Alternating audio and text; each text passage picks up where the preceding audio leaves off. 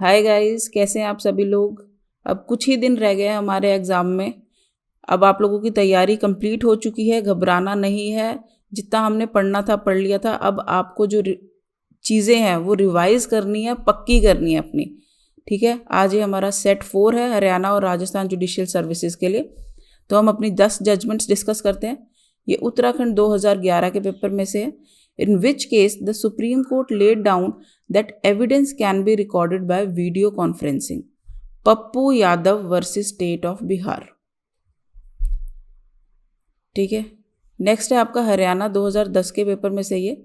In which case the supreme court said that it is not an absolute rule of law that dying declaration must be corroborated by other evidence before it can be acted upon. Kaushal Rao versus state of Bombay. बहुत important judgement है ये dying declaration से related है। ठीक है, ये dying declaration word आपको याद करना है। उसमें आपका Kaushal Rao versus state of Bombay. अभी कई बार क्या होता है कि आपसे पूछ लेंगे कौन कौन सी जजमेंट्स डाइंग डिक्लेरेशन से रिलेटेड है या कौन सी जजमेंट्स डाइंग डिक्लेरेशन से रिलेटेड नहीं है। ठीक है, तो उसमें जैसे कौशल राव आ गई, पकाला नारायण स्वामी आ गई, ऐसी आपको जजमेंट्स दे देंगे तो आपको not related to dying declaration वाले में मार्क करना होगा। ठीक है, दोनों तरह से आ सकता है, आपको पेपर में ध्यान देना है नॉट लगा है या नहीं। कई बार ने हम जल्दी जल्दी में पढ़ लेते हैं और मार्क कर देते हैं, वहाँ नॉट मिस हो जाता है।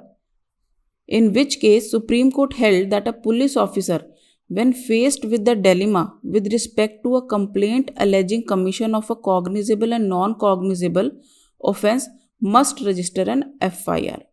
किस केस में ये हेल्ड हुआ? मधुबाला वर्सेस सुरेश कुमार में। फिर ये दिल्ली APP 2010 का केस है। The confirmation of an additional जज of a high court as a permanent जज of that court without consultation with the collegium of जजेस will be invalid as held in SP Gupta's case। Next है आपका in which case the Supreme Court of India held that arrest implies apprehension of the accused by the police officer or the submission of the accused to the custody by word or action, including when he is in judicial custody on surrender before the court or submits to its direction। ठीक है, यहाँ पे ये apprehension की बात कर रहा है अरेस्ट की, कि किस तरह से एक्यूज्ड को एप्रीहेंशन होगा कि वो कस्टडी में है पुलिस ऑफिसर की। तो स्टेट ऑफ हरियाणा दानिश कुमार। ठीक है, फिर HP 2009 का ये केस है आपका। Krishnamurthy S Setlur versus OV Narasimha Setty. Section 5 of limitation act से रिलेटेड है। सेक्शन 5 आपका सफिशिएंट कॉज आ गया। फिर Ramnath Sao versus Govardhan Sao, section 22 of limitation act आ गया, कंटिन्यूइंग टॉट। ठीक है, ये भी आपको जब सेक्शन देखते हो ना तो ये भी देख लिया करो उसके अंदर कंटेंट क्या है। Shankar Dastidar versus Banjula Dastidar, section 27 of limitation act, adverse possession. ठीक है, कितने साल की होती है ये एडवर्स पोजेशन? आप लोग मुझे कमेंट्स में बताइए। Tilak Ram versus Nathu, section 18 of limitation act, acknowledgement. ठीक है, the principle of res ipsa loquitur was followed by the supreme court in the case of Pushpabai versus Ranjit G&P company. अब ये आपका रेस इप्सा लॉक्यूटर जो है, a thing speaks for itself, है ना। अब ये आपका एविडेंस एक्ट में कौन से सेक्शन पर है? सोचो सोचो, क्योंकि ये क्वेश्चन आ जाता है, हरियाणा वाले ऐसे क्वेश्चन पूछ लेते हैं।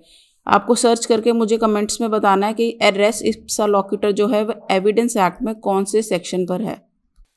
थैंक यू गाइस, इसी के साथ हमारा ये सेट खत्म होता है। आई होप आप लोगों की तैयारी अच्छी चल रही है। ये 5 मिनट आपको ज़रूर लगाने हैं क्योंकि बहुत इंपॉर्टेंट जजमेंट्स हैं ये वाली जजमेंट्स जो है पहले एग्ज़ाम में भी आ चुकी है और अभी भी जो एग्ज़ाम्स आते हैं उसमें वो पहले की लैंडमार्क जजमेंट्स को भी पूछते हैं।